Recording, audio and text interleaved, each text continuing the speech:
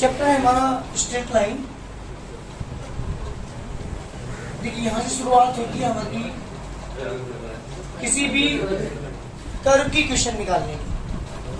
अब तक आपने जितने भी सारी चीजें पढ़ी है मैथ्स के अंदर, इक्वेशन बनानी आपने नहीं सीखी। यहाँ आप सीखोगे इक्वेशन फाइंड करना। आपको बता दूं मैं, अगर ये फिगर आपके पास है ये वाली, तो इसकी भी अपनी इक्वेशन है, सर्किल की अपनी इक्वेशन है, पैराबोला की इक्वेशन, ये पैराबोला है, ये इस तरह की फिगर है, ये इलिप्स है, इस तरह की जो फिगर है दैट इज द हाइपरबोला। तो इन सब की इक्वेशन होती है। अगर मैं कोई स्ट्रेट लाइन ड्रॉ करता हूँ, इसकी भी इक्वेशन है।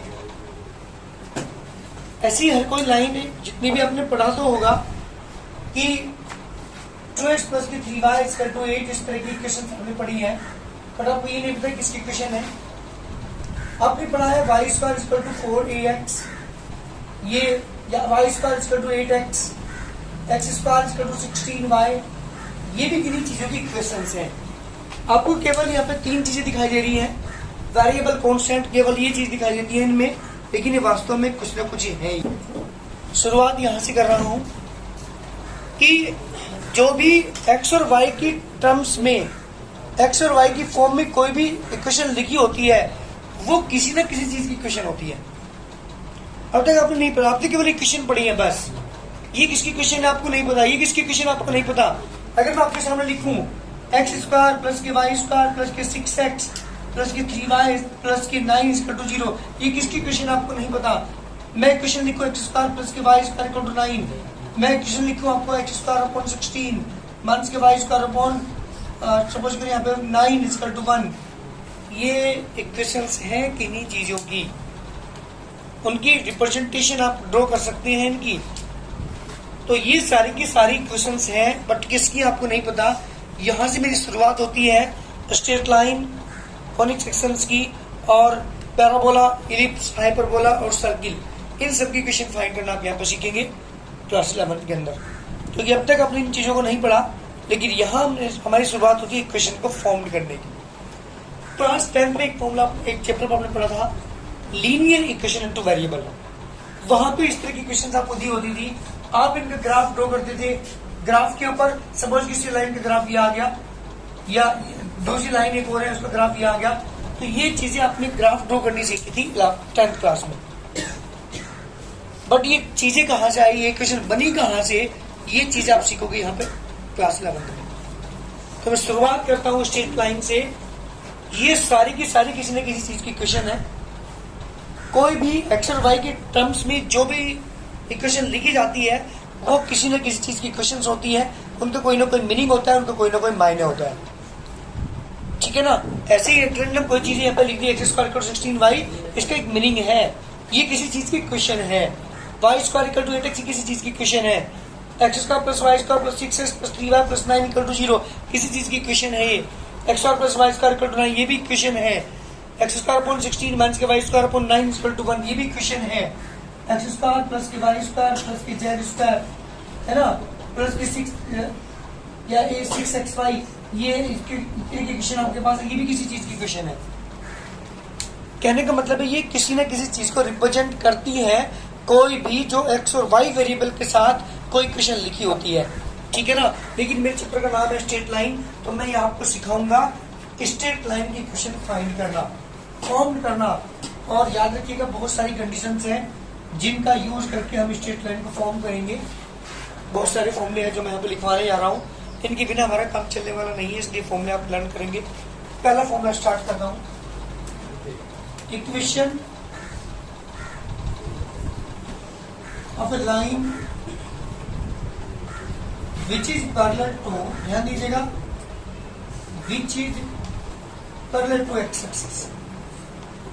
हाँ जी, एक लाइन की इक्वेशन जो एक्स एक्सिस की पैरेलल हो। तो फॉर एग्जांपल ये मैं इसका ग्राफ ड्रॉ किया, ध्यान दीजिएगा, ये ओरिजिन है, ये x, ये x', ये y, ये y', और ये लाइन में ड्रॉ कर रहा हूँ, these are the parallel to the x axis, this is parallel to the x axis, this is also parallel to the x axis, this is also parallel to the x axis, parallel to the x axis। कोई भी line जो x axis के parallel होती है, इसकी equation कैसे निकालते हैं, याद रखिएगा, हर सिचुएशन के अकॉर्डिंग अपनी अलग फॉर्म है। अलग तरीके से हम उस इक्वेशन को बनाते हैं। तो इक्वेशन ऑफ लाइन, किसी भी लाइन की इक्वेशन निकालनी हो which is parallel to X axis, जो एक्स एक्सिस के पैरेलल हो, तो इसका फॉर्मूला आप अप्लाई करेंगे y equal to plus minus D, D for distance. मान लीजिए मुझे इस लाइन की इक्वेशन निकालनी है, डिस्टेंस यहाँ 1 है, तो इस इक्वेशन क्या हो जाएगी जल्दी बताओ मुझे।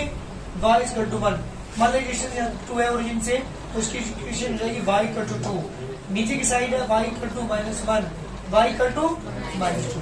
जब भी कोई लाइन x के पैरेलल होगी, जब भी कोई लाइन एक्सिस के पैरेलल होगी, तो हम ये वाला फॉर्मूला अप्लाई करेंगे y equal to plus minus D. कब प्लस का यूज करेंगे? जब हमारी स्ट्रेट लाइन एक्सिस के ऊपर होगी, और माइनस का यूज करेंगे जब हमारी स्ट्रेट लाइन एक्स एक्सिस के नीचे होगी। तो पहला फॉर्मूला हमारा यहाँ से स्टार्ट होता है। कोई भी लाइन की इक्वेशन फाइंड करनी हो जो एक्स एक्सिस के पैरेलल हो, उसका फॉर्मूला अप्लाई करेंगे y equal to plus minus D. Plus का भी यूज करेंगे जब हमारी स्ट्रेट लाइन एक्सिस के ऊपर होगी, माइनस का भी यूज करेंगे जब हमारी स्ट्रेट लाइन एक्स एक्सिस के नीचे होगी। तो पहला फॉर्मूला मेरे यहाँ से स्टार्ट होता है। क्लियर? तो पहले ही मैं आपको हर चैप्टर है, लेकिन मेरी शुरुआत होती है यहाँ से किसी भी कर्व की इक्वेशन फाइंड करने की। स्ट्रेट लाइन की बात कर रहा हूँ, सबसे पहले मैं चैप्टर स्ट्रेट लाइंस के बाद आप पढ़ेंगे सर्किल, इसके बाद हाइपरबोला, पैराबोला, एलिप्स, इन सब के बारे में आप यहाँ पे पढ़ेंगे। और यहाँ से मेरी शुरुआत हुई। क्लास 12 में भी आप एक चैप्टर पढ़ेंगे जिसके अंदर आप इक्वेशन बनाना सीखेंगे, लेकिन यहाँ जो स्ट्रेट लाइन है वो 2D में है, जब क्लास 12 में आप पढ़ोगे वो 3D में होगी। ध्यान दीजिएगा, दोनों में फर्क है। यहाँ जो स्ट्रेट लाइन निकालना सीख रहे हैं वो 2D में है, क्लास 12 में एक चैप्टर पढ़ोगे स्ट्रेट लाइन, वहां पे वो 3D में है। मतलब ये लाइन स्पेस के अंदर में एक लाइन खींच दूं तो ये क्वेश्चन की निकालना, इसकी इक्वेशन निकालना सीखोगे 12th क्लास में। यहाँ क्या सीख रहे हैं? जब मैं किसी बोर्ड के ऊपर कोई लाइन ड्रॉ करूं, किसी प्लेन के ऊपर, ये मेरी दीवार है, इस दीवार के ऊपर कोई लाइन मैंने ड्रॉ की, इसकी इक्वेशन कैसे फाइंड करोगे? बट अगर कोई लाइन कहाँ पे है, स्पेस के अंदर है, वो 3D में है। वो नहीं सिखा रहा मैं आपको यहाँ पे क्या सिखा रहा हूँ? 2D स्ट्रेट लाइन की इक्वेशन फाइंड करना। कोई भी एक्स एक्सिस है, कोई भी वाई एक्सिस है, ये वाली ये लाइन ड्रॉ कर दी मैंने, इसकी इक्वेशन फाइंड करो। इक्वेशन आपने सीख रखी है linear equation two variable chapter के अंदर। इक्वेशन होती है स्ट्रेट लाइन की 2x प्लस की 3y equal to 5। Standard form होती है इसकी x प्लस की by प्लस की c equal to 0। This is the standard form of the straight line. यानी कहने का मतलब है x भी होता है स्ट्रेट लाइन के अंदर, y भी होता है इक्वेशन के अंदर, और कांस्टेंट भी होते हैं। तो कांस्टेंट और 2 वेरिएबल को मिला करके स्क्वायर नहीं होना चाहिए x और y पे, याद रखिएगा। स्क्वायर हो गया अगर, तो पता है किसकी इक्वेशन हो जाएगी? x स्क्वायर प्लस की y square equal to 8। For example अगर 9, तो पता है ये सर्किल की इक्वेशन है,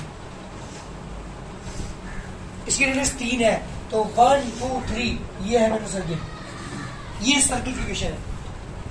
आपको अब तक नहीं पता, आपने वेरिएबल्स पढ़े हैं, बस इक्वेशंस पढ़ा है, आपको ये क्लियर नहीं है इक्वेशंस किसकी है। अगर आपको ये कह दिया जाए x स्क्वायर अपॉन 16 प्लस की y square upon 9 equal to 1, तो आपको नहीं पता किसकी इक्वेशन है। ये इक्वेशन है इलिप्स की। आपको दे दिया जाए equation y square equal to 16x, आपको नहीं पता किसकी इक्वेशन है, बट ये भी किसी चीज की क्वेश्चन है, किसी को रिप्रेजेंट करती है ये, और ये क्वेश्चन है पैराबोला की। तो हर चीजें जिसमें x और y वेरिएबल के साथ कांस्टेंट भी हो, वो किसी न किसी चीज को रिप्रेजेंट करती है, बट क्लास 10 तक के बच्चों को ये पता नहीं होता कि ये क्वेश्चंस किसकी है। तो यहाँ हमारी शुरुआत होती है स्ट्रेट लाइन की। सबसे पहले स्ट्रेट लाइन की इक्वेशन बनाना सिखा रहा हूँ। इसके बहुत सारे फॉर्मूले हैं जिनका हम यूज करेंगे। पहले फॉर्मूला मैंने आपको बताया, equation of the line which is parallel to X axis. कोई भी लाइन अगर एक्स एक्सिस के पैरेलल है, उसकी इक्वेशन निकालने का फॉर्मूला है y equal to plus minus D. अगर मेरी स्ट्रेट लाइन एक्सिस के ऊपर है तो प्लस आएगा, और नीचे है तो माइनस, और डी की जगह हम लिखेंगे डिस्टेंस। सपोज कीजिए ये एक्स एक्सिस है, इसके ऊपर यहाँ पे एक लाइन ड्रॉ कर दी, कोई डिस्टेंस जो 10 यूनिट है, तो इसकी इक्वेशन हो जाएगी बेटा y इक्वल टू प्लस 10। अगर कोई लाइन एक्स एक्सिस के पैरेलल है, नीचे की साइड यहाँ पे है, और ये डिस्टेंस जो 20 यूनिट है, तो इसकी इक्वेशन कितनी हो जाएगी? y इक्वल टू प्लस के 20। इस तरह से मैं इक्वेशन निकालता हूँ अगर कोई लाइन एक्सिस के पैरेलल है। याद रखिएगा हर जगह हर एक फॉर्मूला यूज नहीं होगा, कंडीशन के अकॉर्डिंग अलग अलग तरीके के फॉर्मूले यूज होंगे। जैसी सिचुएशन उसके अकॉर्डिंग हम फॉर्मूला यूज करेंगे। Number 2, equation of a line which is parallel to y axis. जी बेटा, अब की बार जो मेरे पास स्ट्रेट लाइन है, अब रहा फिगर, ये x डैश, ये x, ये y डैश। अब की बार जो मैंने लाइन ड्रॉ की है that is the parallel to the, जल्दी बोलो किसके पैरेलल है बेटा ये? हाँ जी बिल्कुल y एक्सिस के पैरेलल है। तो इसके इक्वेशन का फॉर्मूला हो जाएगा x equal to plus minus d4। सबसे बड़ी गलती करते हैं बच्चे, जब x के पैरेलल है तो y आएगा और y के पैरेलल है तो x आएगा, ध्यान रखिएगा। तो x equal to plus minus D and y equal to plus minus D, दो फॉर्मूले आपके पास हुए, लेकिन दोनों फॉर्मूले कब यूज होंगे? पहला फॉर्मूला कब यूज करेंगे? जब कोई स्ट्रेट लाइन एक्सिस के पैरेलल हो। सेकंड फॉर्मूला कब यूज करेंगे? हाँ जी तभी यूज होंगे, इसके अलावा ये यूज नहीं होंगे। Third formula, equation of x axis. जी बेटा अब की बार जो लाइन मैंने ड्रॉ कर दी वो एक्स एक्सिस के ऊपर ही ड्रॉ कर दी। लो जी कोई कहे लो भाई इसी लाइन की डिवीजन फाइंड करो, एक्सिस के ऊपर लाइन है X dash X Y and Y dash. तो पता इस क्वेश्चन का ये तो ये कह दिया जाए equation of the line which lies on the x axis, ये कह दो इक्वेशन ऑफ एक्स एक्सिस, बात एक ही, कोई फर्क नहीं पड़ता। इसका फॉर्मूला रहेगा y इज इक्वल टू 0, क्योंकि डिस्टेंस क्या हो चुकी? 0 हो चुकी। d 0 है तो y is equal to 0। Number 4, equation of y axis. जी बेटा x इक्वल टू 0, मान लीजिए लाइन ये है x dash x and y dash. अब की बार जो मैंने लाइन ड्रॉ की है वो कहाँ कर दी? y एक्सिस के ऊपर। जब भी कोई लाइन y एक्सिस पर लाई कर रही होगी उसकी इक्वेशन का फॉर्मूला क्या होगा बेटा? x equal to 0। Number 5, slope intercept form equation. जी अब की बार जो मेरे पास लाइन है वो न x के पैरेलल है ना वो y के पैरेलल है, ना x पे लाई कर रही ना y पे लाई कर रही। y के अंदर है उन्होंने दो काम करते हैं, कौन कौन से? एक तो x एक्सिस से एंटी क्लॉकवाइज डायरेक्शन को एंगल बनाया है, सब कुछ की थीटा, और y एक्सिस पर कोई इंटरसेप्ट काटा, सब कुछ c यूनिट 5 यूनिट 4 यूनिट कुछ भी हो सकता है। तो दो काम जिसने कर रखे हो, देखो जो लाइन मैंने ड्रॉ की है ना x के पैरेलल है ना y के पैरेलल है, ना x पे लाई करी ना y पे लाई, दो काम किया इसने। कौन कौन से? एक तो x से कोई एंगल बनाया है और y एक्स पे कोई इंटरसेप्ट काटा है। ये नीचे की तरफ भी हो सकती है, ये ऐसी भी हो सकती है, x से एंगल ये हो गया, y एक्स पे का इंटरसेप्ट ये हो गया, कहीं भी लाइन हो सकती है, इससे कोई फर्क नहीं पड़ता। पर दो काम कर रखे हो, कौन कौन से? x से कोई एंगल बना y एक्स पे कोई इंटरसेप्ट काटा हो, ऐसी लाइन को हम कहते हैं slope intercept form equation. Slope intercept form equation, उसका फॉर्मूला होता है y का टू mx प्लस c। ये m क्या है? सबसे बड़ी प्रॉब्लम पूरे चैप्टर के अंदर आप slope slope slope slope word पढ़ेंगे हर जगह। स्लोप होता है ढाल, एक्स एक्सिस से बना हुआ ढलाव, किसके द्वारा? स्ट्रेट लाइन के द्वारा, किसका अर्थ है स्लोप। और स्लोप निकालने के तीन फॉर्मूले हैं। एम क्या है यहाँ पे? स्लोप है। एम निकालने के तीन फॉर्मूले हैं। M equal to tan theta जब को थीटा गिवन हो, M equal to y two minus y1 upon x two minus x1 जब कोई लाइन किन्हीं दो पॉइंट से पास होकर जा रही है। m equal to y two minus y1 upon x two minus x1 और m इक्वल टू माइनस के a b। जब आपको स्ट्रेट लाइन दे रखी हो, जैसे फॉर एग्जांपल ये यदि आपको 2x प्लस के 3y equal to 5 straight line यदि स्लोप निकाली तो माइनस के a upon b formula use करेंगे। a की वैल्यू 2, b की वैल्यू 3, माइनस के 2 अपॉन 3 आंसर। स्लोप निकालने कितने फॉर्मूले हुए? 3। नंबर 1 कौन सा है? कब यूज करेंगे इसे? जब किसी लाइन में एक्स एक्सिस कोई एंगल दे रखा हो बना हुआ, कितने डिग्री है तो हम ये वाला फॉर्मूला अप्लाई करेंगे। जब कोई लाइन किसी दो पॉइंट से पास होकर जाए तो y two minus y1 upon x two minus x1 use करेंगे। जब कोई लाइन की विषय आपको दे रखो इस तरह से तो हम स्लोप निकालने का फॉर्मूला माइनस के अपॉन b की यूज करेंगे। c क्या है यहाँ पे? y इंटरसेप्ट, x इंटरसेप्ट नहीं, मतलब y एक्सिस पर काटा गया भाग अंतःखंड, उसे कहते हैं c। मैं एक एग्जांपल आपको दे रहा हूँ, देखिए ध्यान से बेटा। सुन, एक लाइन है ये बनानी 45 का एंगल, ये काट रखा 5 यूनिट, तो ये शुरू के 4 फॉर्मूले फेल हो गया। ठीक है, कौन सा फॉर्मूला अप्लाई करूंगा? y equal to x plus c, लेकिन पहले m निकालना पड़ेगा। m equal to tan theta, tan की वैल्यू 45 कितना का 1, तो फॉर्मूला अप्लाई करो y equal to mx, m की वैल्यू 1 इंटू x, c की वैल्यू 5 यूनिट आंसर। यानी ये आ गया x माइनस की y प्लस की 5 इक्वल टू 0। और देख लीजिएगा आप y equal to 0 this the equation of the line, जिसके अंदर x ओनली y हो, कांस्टेंट हो, वो इक्वेशन किसकी होती है? स्ट्रेट लाइन की, तो स्ट्रेट लाइन की इक्वेशन आ चुकी, x माइनस के y प्लस के 5 इज इक्वल टू 0। इस तरीके से हम ये 5 फॉर्मूला अप्लाई करेंगे जब किसी लाइन ने दो काम कर रखे हो। नंबर 1, x एक्सिस से कोई एंगल बनाया हो, y एक्सिस पे कोई इंटरसेप्ट काटा हो, तो इस फॉर्मूले को अप्लाई करेंगे और इस फॉर्मूले का नाम है स्लोप इंटरसेप्ट फॉर्म इक्वेशन। कब यूज करेंगे? जब दो काम स्ट्रेट लाइन ने कर रखे हो। कौन कौन से? एक्सिस से कोई एंगल बनाया, y एक्सिस पे कोई इंटरसेप्ट काटा हो। मैं बात करता हूँ फॉर्मूला नंबर 6 की। हाँ जी बेटा, 6 फॉर्मूला सुनिएगा। Equation of a line which is passes through origin।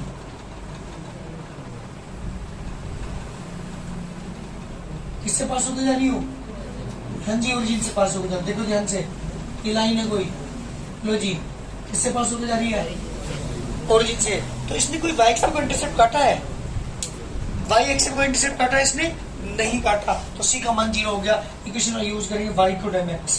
केवल एक चीज चाहिए होती है हमें, केवल m इज द स्लोप। अगर मुझे स्लोप पता है और लाइन ओरिजिन से पास होकर जा रही है, तो फॉर्मूला अप्लाई करूंगा y is equal to mx। Clear? याद रखिएगा, ये फॉर्मूला कहाँ यूज होगा? जब लाइन किससे पास होकर जा रही हो? ओरिजिन, तभी यूज होगा, वरना और जगह ये यूज नहीं होगा। ठीक है, इसके बाद बात करता हूं formula number 7, intercept form equation.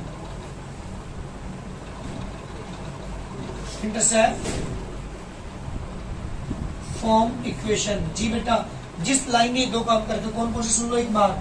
ये लाइन है कोई, ये कट इंटरसेप्ट है, ए यूनिट सपोज कीजिए, ये इंटरसेप्ट कटा हुआ है, ये है बी यूनिट। दोनों इंटरसेप्ट आपको दे रखे हैं, एक्स पे भी वाले 5 यूनिट काट रखा है और ये 4 यूनिट काट रखा है। अगर ये दोनों चीजें आपको पता है, इंटरसेप्ट आपको पता है दोनों एक्सिस पर काटे हुए, तो हम यूज करेंगे फॉर्मूला ये वाला। याद रख, मैंने बताया था अभी कि हर जगह हर एक फॉर्मूला यूज नहीं होगा, सिचुएशन के अकॉर्डिंग हम फॉर्मूला यूज करेंगे।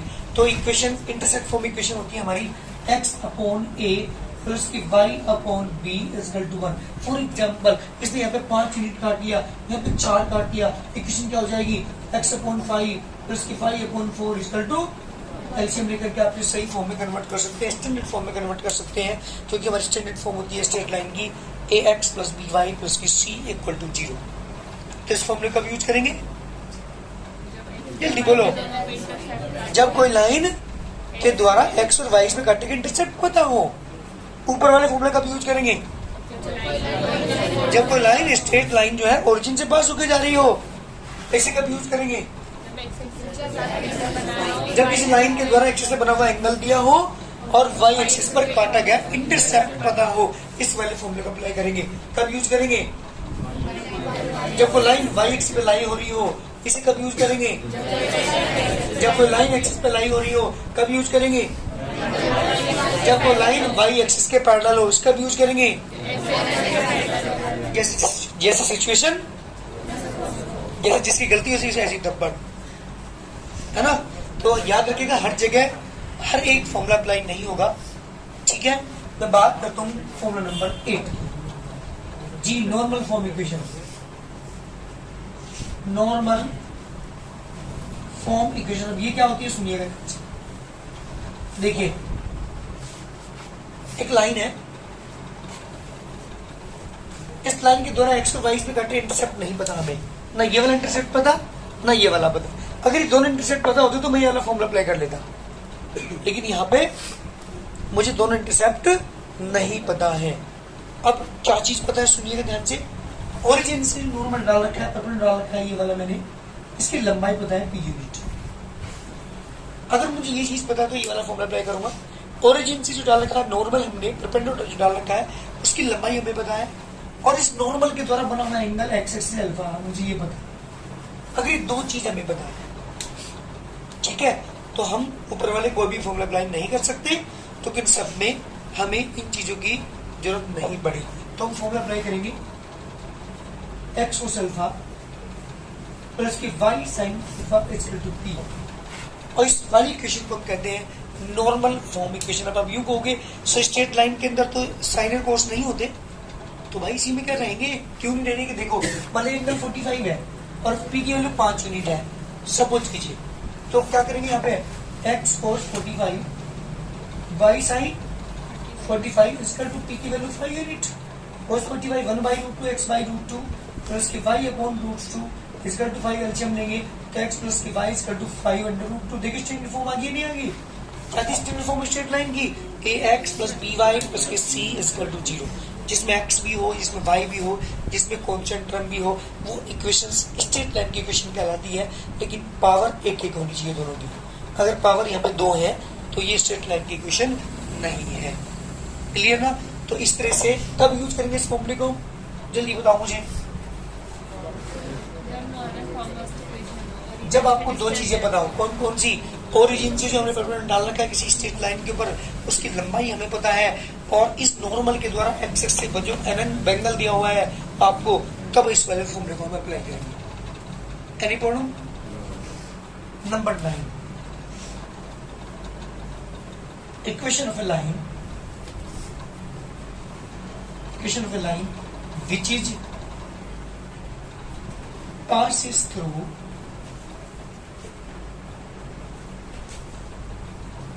a point। कोई लाइन किसी पॉइंट से पास होकर जा रही है, मतलब पॉइंट हमें पता है जिससे कोई लाइन पास होकर जा रही है और उसकी स्लोप हमें पता है, तो तब मैं इस वाले फॉर्मूले को अप्लाई करूंगा। Equation of a line which is passes through a point, इसका फॉर्मूला हम अप्लाई करेंगे y माइनस by 1 इसका टू m ब्रैकेट में x माइनस x1। m क्या है यहाँ पे? स्लोप है, और x1 y1 क्या है? ये y1 x1 क्या है? पॉइंट जिससे वो लाइन पास होकर जा रही है। ठीक है ना? तो इस वाले फॉर्मूले को अप्लाई करेंगे। कब यूज करेंगे इसको? अच्छा, एक चीज तो आप देख रहे होंगे, हर एक इक्वेशन को फाइंड करने के लिए दो चीजों की जरूरत है। इस वाले को फाइंड करने के लिए m और c की जरूरत है, इस वाले को एक ही जरूरत है m की केवल। इसको भी दो चीजों की इंटरसेप्ट की जरूरत है, यहाँ भी दो चीजों की अल्फा और पी की जरूरत है, यहाँ भी दो चीजों की, एक पॉइंट और एक उसकी स्लोप। ज्यादातर फॉर्मूलों के अंदर हमें दो चीज चाहिए होती है किसी भी लाइन की इक्वेशन को फाइंड करने के लिए। Clear? Next number 10, equation of a line which is passes through two given points।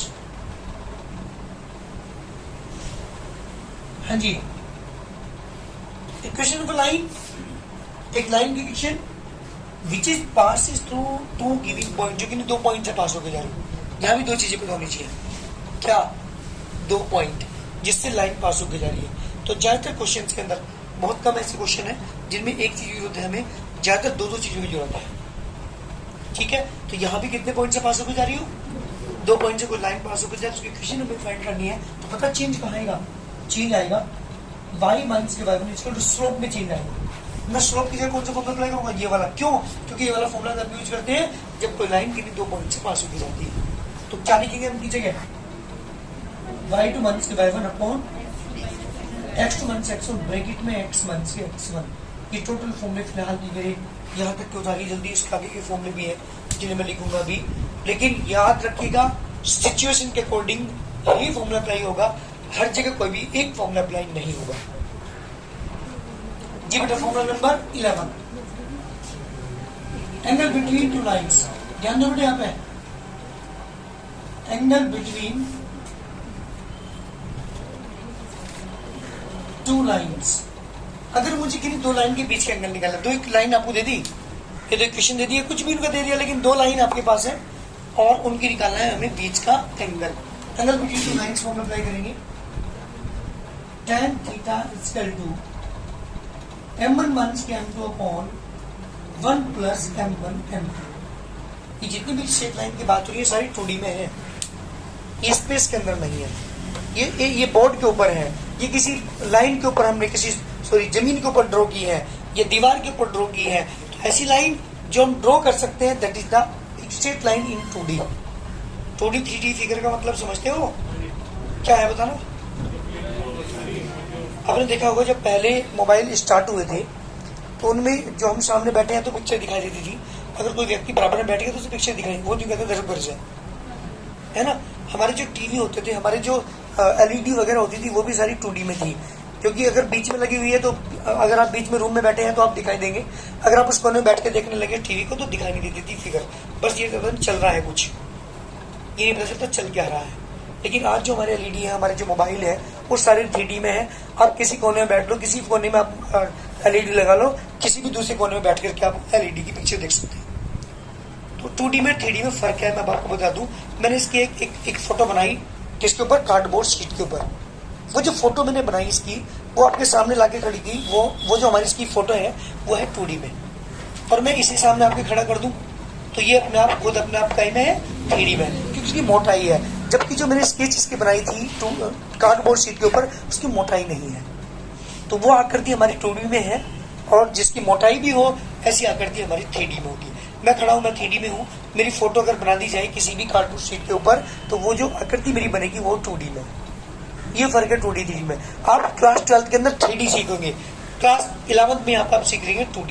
3D का हल्के थोड़ा सा पोर्शन आप सीखोगे 11th में भी, फंडामेंटल आप सीखोगे 3D का थोड़ा सा, एक चैप्टर मेरा आएगा है ना 3D का, तो वो सिखाऊंगा कि कैसे कोऑर्डिनेट्स हम ड्रॉ करते हैं, कितने कोऑर्डिनेट होते हैं वहां पे, थोड़ा सा पोर्शन यहाँ पर भी है 11th में भी, ठीक है। तो यहाँ जो स्ट्रेट लाइन हमारी चल रही है किसमें चल रही है, 2D में, जबकि स्ट्रेट लाइन चैप्टर आएगा हमारा 12th में भी, वहां आप सीखोगे 3D में, ठीक है।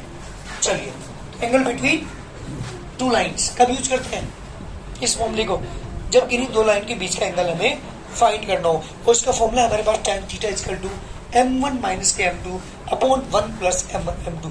m1 क्या है, slope of the first line, m2 क्या है, slope of the second line. दोनों की वैल्यू को पुट करके हम किसी भी दो लाइन के बीच का एंगल फाइंड कर सकते हैं। Any problem? Next number 12, if two lines are parallel, हाँ जी, अगर कोई दो लाइन पैरेलल है, ठीक है, then m1 equal to m2, याद रखिएगा उनकी स्लोप इक्वल होती है, उनकी स्लोप। अब क्यों होती है स्लोप इक्वल, वो भी सुन लो, मैं रटवा नहीं रहा बिल्कुल, आपको समझने की बात है, सुनिए। यहाँ पे समझ कीजिए, ये लाइन है, इसने एंगल बनाया 45 डिग्री है, इसके साथ x। एक बात और ध्यान रखना, हमेशा जब भी स्लोप की हम बात करेंगे तो ये वाला एंगल पता होना चाहिए आपको। x एक्सिस से एंटी क्लॉकवाइज डायरेक्शन में बना हुआ एंगल स्लोप के अंदर यूज होता है। ना ये वाला एंगल यूज होगा, ना ये वाला यूज होगा, ना ये वाला होगा, ना ये वाला, ना ये वाला, ना ये वाला, ना ये वाला। अगर कोई लाइन y एक्सिस एंगल बनाए तो बनाने तो हमें कोई मतलब नहीं, हमें स्लोप निकालने के लिए x एक्सिस से बना एंगल चाहिए, वो भी एंटी क्लॉकवाइज डायरेक्शन में। तो ये लाइन कितना एंगल बना रही है, 45 का। मैंने इसकी पहले बहुत सारी लाइनें ड्रॉ की, लो जी, बहुत सारी लाइन ड्रॉ की। तो इसकी अगर मैं इस वाली लाइन की स्लोप की बात करूं तो m equal to tan theta tan 45, tan 45 की वैल्यू कितनी होगी बेटा 1, इसकी स्लोप कितनी होगी, हाँ जी सृष्टि जी आप बताएंगे ये वाली लाइन कितना एंगल बनाएगी, ये वाली लाइन कितना एंगल बनाएगी, कितना बनाएगी, कितना बनाएगी, कितना बनाएगी, 45 बनाएगी बाय कॉरेस्पॉन्डिंग एंगल। तो जब ये एंगल 45 बनाई तो इसकी स्लोप कितनी हुई, इसकी स्लोप कितनी हुई, स्लोप कितनी हुई, क्या प्रूव हुआ, इफ 2 और मोर लाइंस आर पैरेलल, अगर 2 या 2 से ज्यादा लाइंस आपस में पैरेलल है तो उनकी स्लोप आपस में क्या होती है, इक्वल होती है। तो यहाँ पता है if 2 lines are parallel then m1 equal to m2 then slope are equal. याद रखो इस चीज को, रखने की जरूरत नहीं है। Next number 13, if m1 into m2 is equal to 1, sorry, m1 equal to m2 आ जाएगी, then both lines are parallel। जी बेटा बिल्कुल उल्टा केस हुआ यहाँ पे, अगर m1 equal to m2 है तो both lines are parallel, और अगर दोनों लाइन पैरेलल है तो m1 equal to m2। जी बेटा बात करते हैं फॉर्मूला नंबर 14 की। If two lines are perpendicular, then m1 into m2 is equal to m1 into m2 is equal to -1। अगर दो लाइन क्या है आपस में परपेंडिकुलर है, तो मैं बताऊं, वैसे क्वेश्चन देख के पता चल जाएगा कि लाइन आपस में परपेंडिकुलर है, इनके बीच का एंगल 90 है। एक नंबर में क्वेश्चन पूछा सकता है, फॉर एग्जांपल एक इक्वेशन है 2x + 3y = 8, एक इक्वेशन है 3x माइनस के 2y इज इक्वल टू 10। ये दो इक्वेशन आपके पास है और बता रहा हूँ इक्वेशन देख के पता लग रहा है दोनों के बीच का एंगल 90 होगा पक्का। ये वापस वाले फॉर्मूले से निकाल लो, एंगल निकाल के दिखा रहा हूँ, अभी एंगल निकाल के दिखाता हूँ। इसकी स्लोप की बात करूँ, स्लोप कितनी है m1 इक्वल टू माइनस के अपॉन b तो माइनस के 2.3। इसकी स्लोप कितनी होगी m2 इक्वल टू माइनस के अपॉन b तो माइनस के 3 अपॉन माइनस के 2 जी बेटा कैंसिल कितना आ गया 3 अपॉन। इसी स्लोप माइनस के 3 अपॉन 2, इसी स्लोप 3 अपॉन 2। जब एंगल बिटवीन टू फॉर्म का फॉर्मूला अप्लाई करूंगा tan theta equal to m1 is minus के 2 अपॉन 3 m2 इज प्लस के 3 अपॉन 2 1 प्लस माइनस के 2 अपॉन 3 इनटू 3 अपॉन 2। 3 से 3 कैंसिल, 2 से 2 कैंसिल, माइनस के 2 अपॉन 3 प्लस के 3 अपॉन 2 अपॉन में 0, जिसके अपॉन 0 की वैल्यू कितनी होती है infinite. tan theta equal to आ गया इनफाइनाइट। इनफाइनाइट वैल्यू किसकी होती है tan 90 की। थीटा का मान कितना आ गया, दोनों के बीच का एंगल कितना हुआ। अब मैं इस वाले फॉर्मूले से वेरीफाई करता हूँ। जब दोनों की प्रोडक्ट मैं निकालूंगा m1 इंटू m2 अगर मैं निकालता हूँ m1 की वैल्यू माइनस के 2 अपॉन 3 m2 की वैल्यू 3 अपॉन 2 3 से 3 कैंसिल 2 से 2 कैंसिल कितना आ गया -1। तो दोनों के बीच का एंगल कितना होगा 100% 90 होगा। दोनों तरीके से प्रूव करके दिखा दिया। एंगल बिटवीन टू लाइन का फॉर्मूला अप्लाई करके भी एंगल निकाल दिया 90 आया और दोनों की स्लोप के प्रोडक्ट निकाल के देखी वो -1 के इक्वल आई तो बहुत आर परपेंडिकुलर। अब पहचान क्या है मैं बताऊंगा आपको पहचान। अगर x और y के कोफिशिएंट चेंज हो और उनका बीच का साइन चेंज हो तो 100% दोनों एंगल के दोनों लाइनों के बीच का एंगल 90 होगा। x का कोफिशिएंट क्या था यहाँ पे, कहाँ पहुंच गया y के साथ। y का कोफिशिएंट क्या था, कहाँ पहुंच गया, बीच का साइन चेंज। जब भी किसी दो लाइन के x और y के कोफिशिएंट इंटरचेंज हो, बीच का साइन चेंज हो तो 100% दोनों लाइन के बीच का एंगल 90 होगा, अर्थात बोथ लाइंस परपेंडिकुलर। अब एक पैरेलल की कंडीशन आपको बताता हूँ। सपोज किसी इक्वेशन है 2x प्लस के 3y इज इक्वल टू 8 और 4x प्लस के 6y इज इक्वल टू 9। अगर x और y के कोफिशिएंट प्रोपोर्शनल है 2/4 1/2 3/6 1/2 100% दोनों लाइन पैरेलल होंगी। प्रूव करके दिखाता हूँ। देखिए स्लोप निकालता हूँ इसकी m1 इक्वल टू कितना आ गया माइनस के 2/3 m2 निकालता हूँ इसकी कितना आ गया माइनस के 4/6 कितना आ गया माइनस के 2/3 दोनों इक्वल से बहुत लाइन पैरेलल। तो जब भी x और y के कोफिशिएंट्स चाहो प्रोपोर्शनल हो तो 100% बोथ लाइंस आर पैरेलल। और अगर x और y के कोफिशिएंट इंटरचेंज हो, बीच का साइन चेंज हो, that is called both lines perpendicular. कोई दिक्कत सारी चीजें सही बात जो मैंने समझाई है। चलिए किसी लाइन को पैरेलल प्रूव करना हो तो स्लोप इक्वल दिखानी पड़ेगी, किसी दो लाइन को परपेंडिकुलर प्रूव करना हो तो उनकी स्लोप की प्रोडक्ट 1 से 1 के इक्वल दिखानी पड़ेगी। याद रखोगे। चलिए बात करता हूँ 15 की। If m1 into m2 is equal to -1, then both lines are perpendicular. अगर perpendicular है तो m1 into m2 equal to -1, अगर m1 into m2 equal to -1 है तो then both lines are perpendicular. Next बात करता हूँ 16 की। 16 फॉर्मूला क्या सुनिएगा ध्यान से। कोई एक्सटर्नल पॉइंट है क्या, कोई और ये स्ट्रेट लाइन दे रखी तुम्हें। फॉर एग्जांपल ax प्लस की by प्लस के c is equal to 0। Standard form लिखी मैंने यहाँ पे।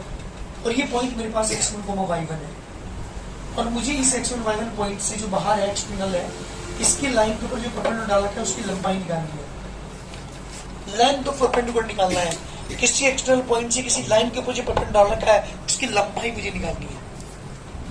तो क्या यूज करेंगे, length of perpendicular drawn from external point। किस पॉइंट से ड्रॉ किया गया वो, टू लाइन, एक लाइन के ऊपर। लेंथ तो परपेंडिकुलर क्या डाल रखा हो, परपेंडिकुलर डाल रखा हो, उसकी लंबाई निकालनी हो। कहां से डाला गया हो, एक्सटर्नल पॉइंट से किसके ऊपर, एक लाइन के ऊपर। फॉर्मूला अप्लाई करेंगे d is equal to ax1 plus के by1 प्लस के c upon under root a square plus b square. सुनिए ध्यान से, ये b क्या है, a तो है जो स्ट्रेट लाइन के अंदर x कोफिशिएंट, जैसे मान लीजिए 2x प्लस 3y दे दिया तो 2 a होगा 2 और b होगा 3। a b c तो आया स्ट्रेट लाइन के वहां से। x1 y1 क्या है यहाँ पे पॉइंट जिससे मैं पेयर डाल रहा हूँ, परपेंडिकुलर की लंबाई मुझे निकालनी है जिस पॉइंट से, वो x1 y1। तो x1 y1 के लिए यहाँ पुट करेंगे, a b c की वैल्यू इक्वेशन से आएगी, ए और बी की वैल्यू इक्वेशन से आएगी, पुट करके हम निकाल लेंगे परपेंडिकुलर डिस्टेंस। कहाँ से, किसी भी एक्सटर्नल पॉइंट से किसी लाइन के ऊपर परपेंडिकुलर डिस्टेंस निकालनी है तो इस फॉर्मूले को मतलब कोई दिक्कत। आकाश का प्रॉब्लम है बेटा लास्ट फॉर्मूला, हालांकि इसके बाद 3 फॉर्मूले और आएंगे, वो वही बता दूंगा आपको। लास्ट फॉर्मूला मेरे स्ट्रेट लाइन में खत्म होने वाला है। Length of perpendicular, length of कहां से ड्रॉ किया होगा उसके बाद, ड्रॉन फ्रॉम ओरिजिन। जी बेटा ओरिजिन से डाल रखा है, ये पॉइंट ओरिजिन हो गया, x1 0 हो गया, y1 भी, तो ये भी 0 होगा, ये भी 0, तो फॉर्मूला क्या हो जाएगा, d equal to c upon under root a square plus b square, क्योंकि ये भी 0 ये भी 0, ओनली क्या बचेगा, c upon under root a square plus b square. Total formula straight line के जो सामने है आपके, किसी को किसी फॉर्मूले के अंदर कोई बड़ा बहुत तो पूछ लीजिएगा, मेरी स्टार्ट होती है यहाँ से स्ट्रेट लाइन में। 16 फॉर्मूला बेटा, अगर मुझे किसी एक्सटर्नल पॉइंट से, किससे, किसी मुझे एक्सटर्नल पॉइंट से किसी लाइन के ऊपर परपेंडिकुलर की डिस्टेंस निकालनी हो, मतलब सपोज ये स्ट्रेट लाइन है, स्पेस के अंदर नहीं है, स्ट्रेट लाइन ये कहाँ है, ये है स्ट्रेट लाइन, या कोई एक्सटर्नल पॉइंट है और मुझे जो परपेंडिकुलर डाल रखा है इसकी लंबाई निकालनी है। इक्वेशन नहीं, लेंथ और इक्वेशन में फर्क है, लेंथ होती है लंबाई और इक्वेशन होती है जो जिससे रिप्रेजेंट किया जा सके किसी स्ट्रेट लाइन को, वो कहलाती है इक्वेशन। तो मुझे क्या निकालनी है, लंबाई निकालनी है, इक्वेशन की बात नहीं कर रहा मैं। जब लंबाई निकालनी हो किसी भी एक्सटर्नल पॉइंट से किसी भी लाइन के ऊपर, तो मैं ये वाला फॉर्मूला अप्लाई करूंगा, ठीक। और अगर ये पॉइंट एक्सटर्नल पॉइंट ना होगा, ओरिजिन बन जाए, तो ये वाला फॉर्मूला अप्लाई करूंगा, c upon under root a square plus b square. Total फॉर्मूले स्ट्रेट लाइन के खत्म हो चुके तुम्हारे। किसी को प्रॉब्लम हो, कोई फॉर्मूला सही में ना हो तो पूछ लीजिए। हाँ जी, जो हमारी सवाल में जो पहली एक्सरसाइज है, वो एक्सरसाइज हमारी क्लास 10th की है।